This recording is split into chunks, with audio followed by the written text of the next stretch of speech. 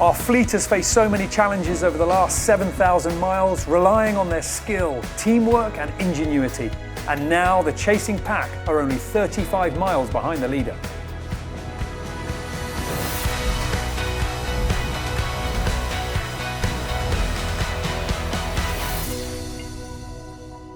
Welcome to the Ocean Race Show and welcome to Race Control, where Team Holcim-PRB are still in the lead, but with Biotherm, Team Militia and 11th Hour Racing Team right behind them.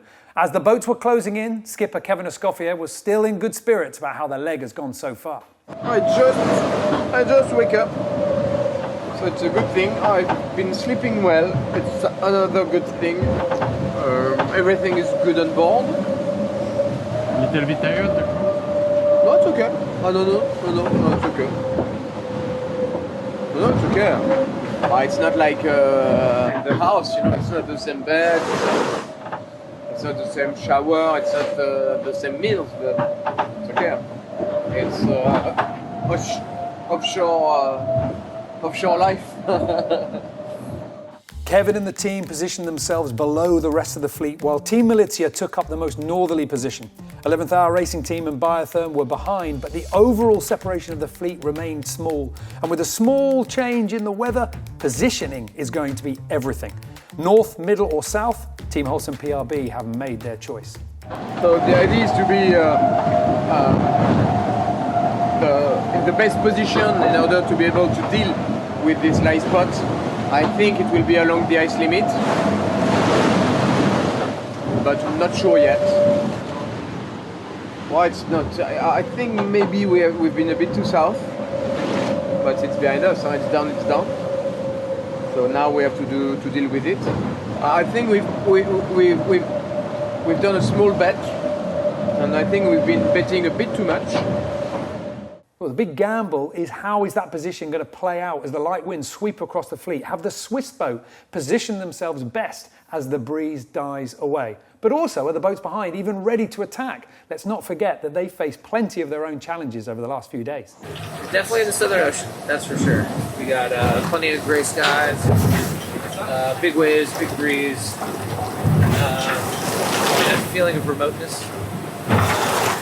So we just got to kind of live through, surf the boat, make sure we don't add to the list in the next 24 hours, and then we should be in pretty good shape to get going on some of these repairs. 11th Hour Racing Team have a plan in place to repair their boat. All they need is an easing in the weather. That will come in the next few days, but the crew are itching to get back to full speed.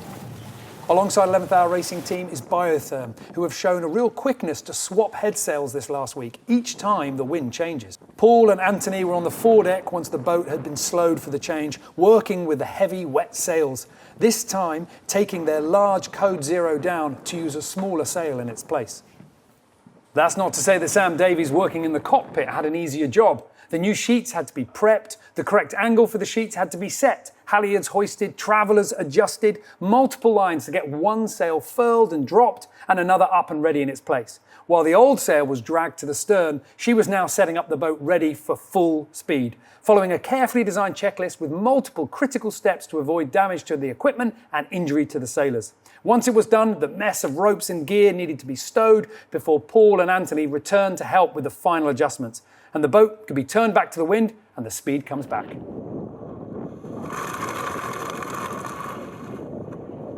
On board Team Militia, they were changing head sails too, but choosing not to slow the boat down to do it. This means it was a wet, harsh workout for any crew that had to go forward. Once the sail was bagged up and ready, it was lowered through the hatch for stowing. It's worth here just pointing out a slight difference in that sail change technique. We saw Biotherm dragging their sail back to the stern of the boat once it was down and bagged. Team Militia seemed happy to put it down the forward hatch and stow it in the bow.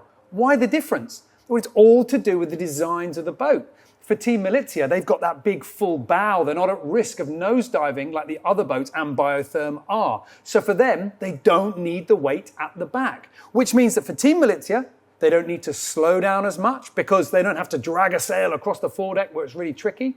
They can put the sail all the way down the front. That seems a little quicker and easier. And this is a great example of a design decision taken 2 years ago having real-world impact in the Southern Ocean. It's saving their speed, it's saving seconds and energy burnt for the sailors as well, and making their manoeuvres just that little bit quicker. Of course, having that forward hatch open, even for a short period of time, doesn't come without risk. And when a wave comes over the bow, the water will go down the inside of the boat and need to be bailed.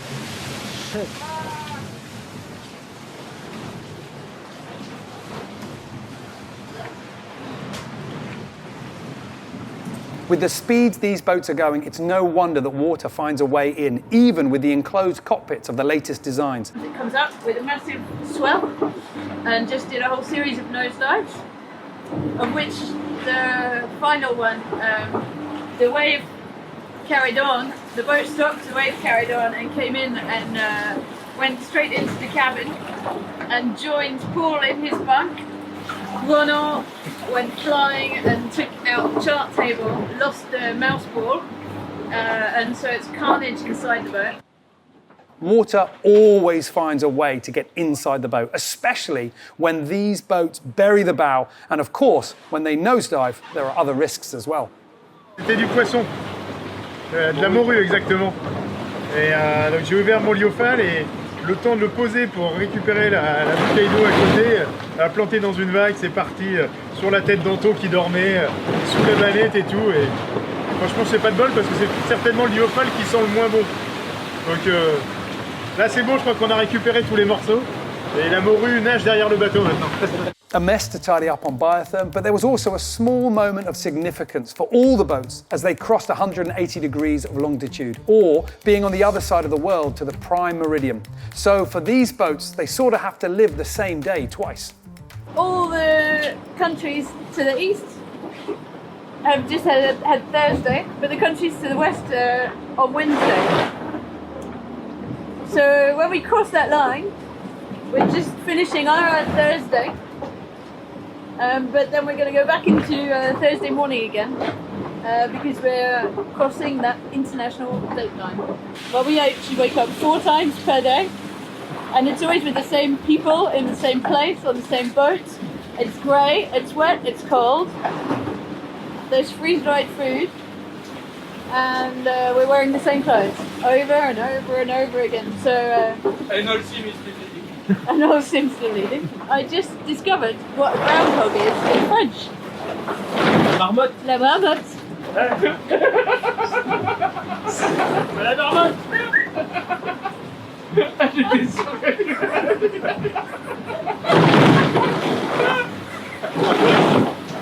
Ah, ça vise bien que How they get anything done on biotherm with all the laughing is still a mystery, but they do sail fast. And Team Holcim-PRB, while still leading, was hoping their southerly position would prove strong. But as the wind started to ease, they were struggling to sail east, as the need for speed kept turning them north to find more power with a tighter angle to the breeze. If they wanted to stay south of the pack, they needed to find a better setup. Just peeled from the Fro fractional sail to the A3, which is a much bigger downwind sail. We're trying to basically get down lower, the breeze has dropped a little bit, so hence why we've done the change, but it's a bit of a logistical challenge, to get the sail out from down below because it was stacked right back aft. Like a Tetris challenge to get it out.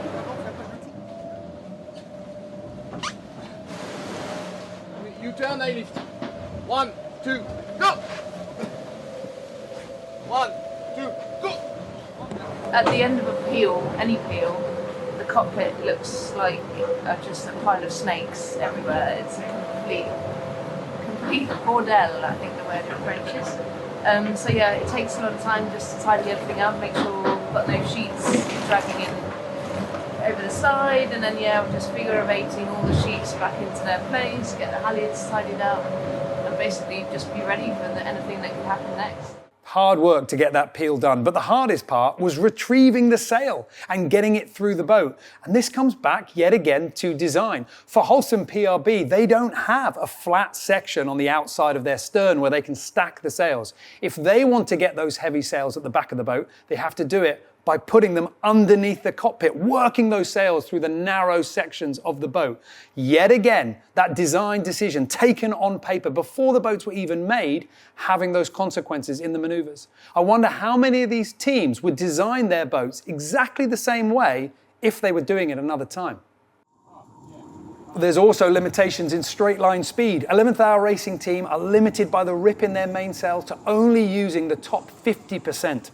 Slow when sailing in medium conditions, but fine when it's windy. So big wind is actually making them smile at the moment, even if it does mean they need to be on guard.